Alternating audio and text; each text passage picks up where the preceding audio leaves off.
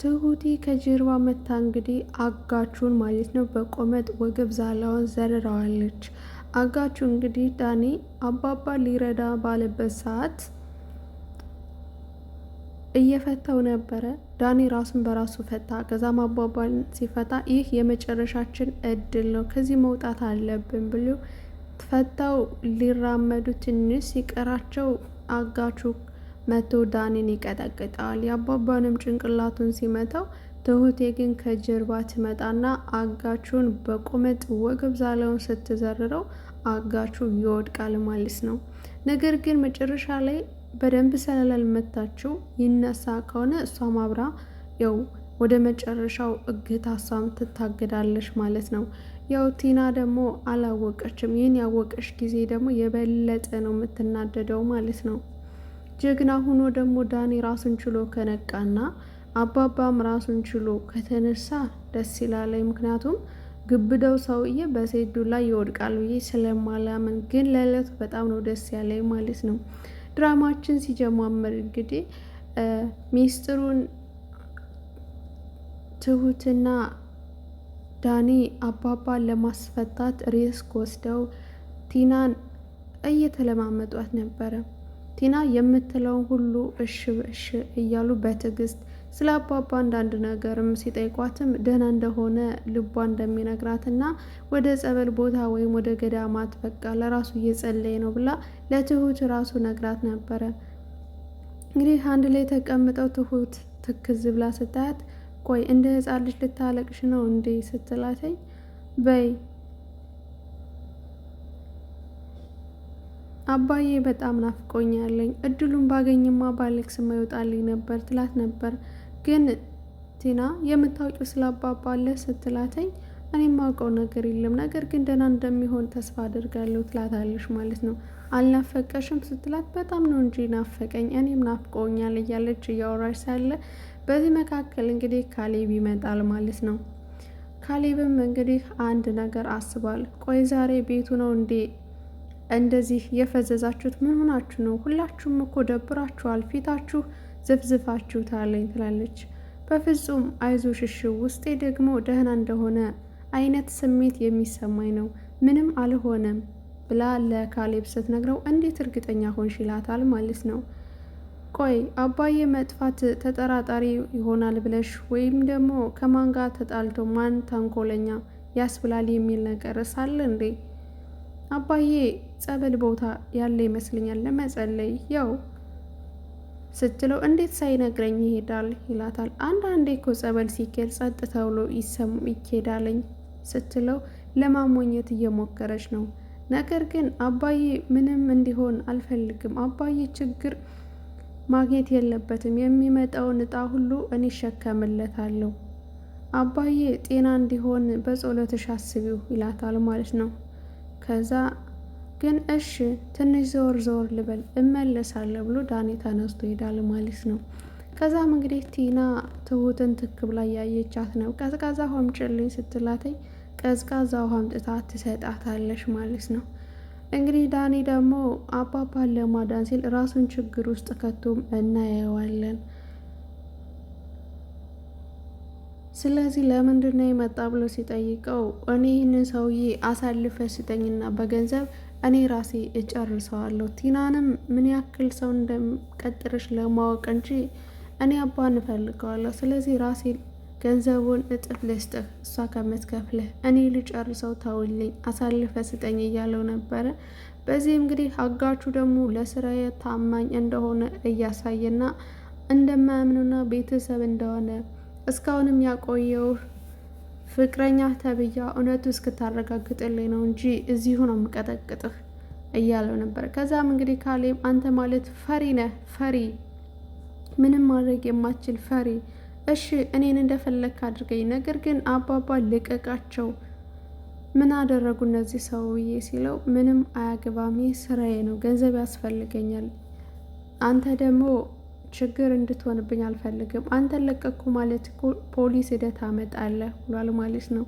ከዛም እንግዲህ አባባም ይሁዳም አሳልፎ ጌታውን እስኪሸጥ ድረስ ጌታ ሆይ እያለ ይጠራው ነበረ። አንተ ስለምን ብሎ ጠይቆት ነበረ። ምክንያቱም አባባ የመሰለው ዳኒ እንደሚገለውና እንደሚፈልገው ነበር የመሰለው። ከዛም ዳኒ እንግዲህ ይህ የሆነ ሁሉ ሚስጥር ነው አባዬ እንዲያምናኝ ነው አስበኋላ ልረዳው ነው የመጣው ብለው ምን እንደሚፈጠር ብለው አባትየው እንግዲህ ነገሩን ሁሉ ተረድቶታል ማለት ነው።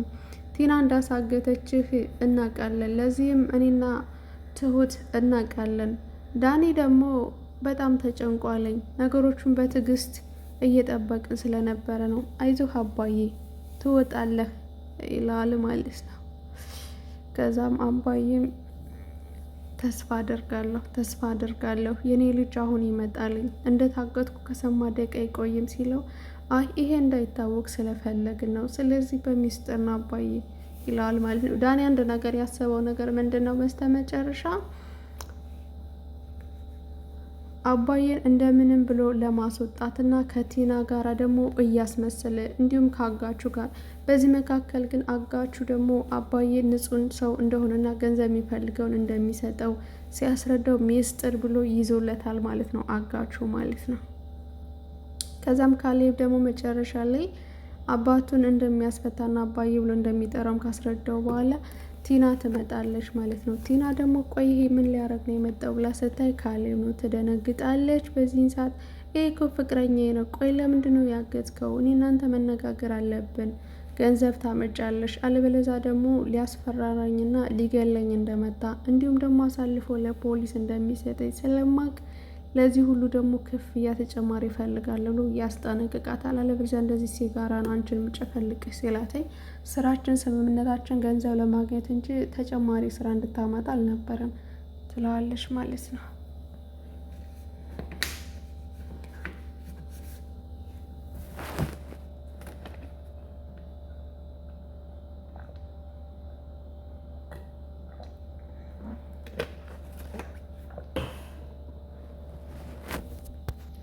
ከዛ ቲናም እንግዲህ በፖስታ ብር ጠይቃለች የሆነ ሰው፣ ያ ሰውም እየረዳት ነው። ተመልሳ ላጋችሁ ሰውዬ እንግዲህ ገንዘብ ትሰጠዋለች ማለት ነው።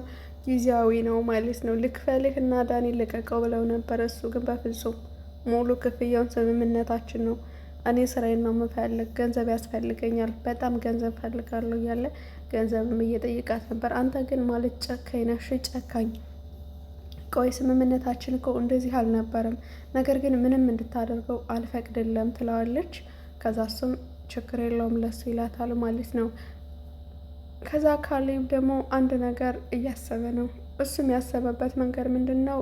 ቲናን ማገት፣ ከዛ በጉልበት አባዬ የት እንዳለ ማወቅ እንችላለን ሲል የሞኝ አስተሳሰብ አስቧል ማለት ነው። ትሁት ግን ነገሩ ሁሉ ከባድ ነው። እሷን አገትናት ማለት አባዬን እናጣዋለን። ገንዘብ እናጣ ቢሆን ችግር የለውም ነበር፣ ግን አባዬን በፍጹም ማጣት የለብንም። 2 ቀን ሆነው እኮ እንደዋዛ ምንስ እያበሉት ይሆን? ምንስ እያጠጡት ይሆን? ምን እየሆነ ይሆን እያለች በጣም ተጨንቃ እናያታለን። ከዛም እንግዲህ ትሁት ቲና ወደ ቤት ስትመጣ እንደምታስቀራትና ክላስ አዘጋጅተው እንደሚያግቷት እቅድ አውጥተው ነበረ። ከዛም ግን እንግዲህ የተላከላትን የፖስታ ብር ቤት ጥላው ሂዳ ስለነበረ ትሁት ትደውልላትና እቃ መቶ እኮ ጥለሽ ሄደሻለኝ ምንድን ነው ስትላት፣ አዎ አምጪልኝ ወደ ፒያሳ ተባብለው መንገድ ላይ ይቀጣጠራሉ። ገንዘቡን ስትሰጣት እንግዲህ አንድ ነገር ላናግርሽ ነበር ስትላተኝ ቲና በጣም እንደ ቸኮለች ትናገራለች ለቲና። ምንድን ነው ትሁቴ እያለች ደግሞ ሰበር ቀለስ እያለችም እያስመሰለችም እናያታለን። በስተመጨረሻ ትሁት አባዬ ገዳም ሄዷል ያልሽው ነገር ምንም እየተዋጠልኝ አይደለም። አባዬ የምታውቂው ነገር አለ? እስኪ አንዳንድ ነገር የምታውቂ ካለ እስኪ ስትላተኝ ምንም እንዲሆን አልፈልግም ትላታለች። አይ ትሁቴ ምንም የሚሆን ነገር የለም፣ ምንም አይሆንም። ገብቶሻለኝ? እኔ ምን አውቃለሁ፣ እርግጠኛ አይደለሁም እኮ ታግቶ ቢሆን ስትላተኝ ምን ብላ ትደነግጣለች ማለት ነው። ምን ያለበት ምን አይችልም ይባላል። እና በዚህ ሰዓት ትሁቴ የምሬን እኮ ነው። እስኪ ታግቶም ከሆነ በገንዘብም በምንም ምን አለበት የሆነ ሀሳብ ብታመች ስትላት፣ እኛ ምን እንደሆነ በምን እናውቃለን? ስለዚህ ነገር እኔና አንቺ ብቻ የምንፈተው ችግር እኮ አይደለም ትላለች ማለት ነው። ከዛም እንግዲህ በዚህን ሰዓት ገንዘቡን ልትሰጥ ስትሄድ ይህን ነበር ትሁቴ ተከታትላ አጋቹ እስካለበት ድረስ የነበረው። ከዛም እንግዲህ ትሁት ደግሞ ከሄደች በኋላ ቲና ወደ ቤት ትመልሳለች። ቲናም የተመለሰችው እቤት የሆነ ነገር ረስቻለሁ፣ ያንን ነገር ማስተካከል አለብኝ ስትል ነበረ ማለት ነው። እንግዲህ አባዬና ዳኔ ለአጋቹ ብር እንስጥህና ልቀቀም ብሎት ነበረ። እሱ ግን በፍጹም በእጅ ያስኩትን ወርቅ አሳልፌ አልሰጥም ሲል እንግዲህ ግግም ብሎ ይዟለኝ። ካሌብም ቲና የምትከፍለው ብር ከሌላት ቲናን ስናግታት አጋቹ ራሱ ተመልሶ ይለቃቸዋል። እሱ የሚፈልገው ገንዘብ ነው። ስለዚህ ምንም አያደርገውም አባዬም ብሎ አንድ እቅድ አውጥቷል ማለት ነው። በስተመጨረሻም እንግዲህ ቲና ሁሉንም ነገር ባላወቀችው መንገድ እንግዲህ ትሁቴ መታ ድብልቅልቅ አድርገዋለች ማለት ነው። ይህ ግብዳ የሆነ ሰውዬ ሲያዩት እንኳን የሚያስፈራ ማለት ነው። ኑሮ ራሱ እንደዚህ ሸክም ሆኖ አልታየንም። ክፋትን በክፋት እየሰራች ያለችው ቲና የመጨረሻዋ የምትዋረድበት ቀን የመጣ ይመስላል ማለት ነው። ጀግና ከሆነች እንግዲህ ትሁቴ ሰርተዋለች። የምርም ደፍራ ለራሷ ሴት ናተኝ ገብቷቸዋል። የሴት ጉልበት ደግሞ ምንም ነው። ሬስኮ እስካይን ሁሉ ዋጋ ከፍላለች ማለት ነው። አባዬና ዳኔም ይወጣሉ ቤት ተስፋ አድርጋለሁ። የተወደዳችሁን የተከበራችሁ የቻናል ዩቲዩብ ቤተሰቦች ሁላችሁንም ሰላም እያልኩኝ ለዚህ ቻናል አዲስ ከሆናችሁ ሰብስክራይብ፣ ላይክ እያረጋችሁ ቤተሰብ ሁኑ። እንዲሁም ሀሳብ አስተያየት ካላችሁም በኮሜንት ሴክሽን ላይ ብታስቀምጡልኝ ደስ ይለኛለኝ። አመሰግናለሁ ስለተከታተላችሁኝ። በሌላ ቪዲዮ ተመልሼ እስክመጣ ድረስ ቸር ቆዩልኝ።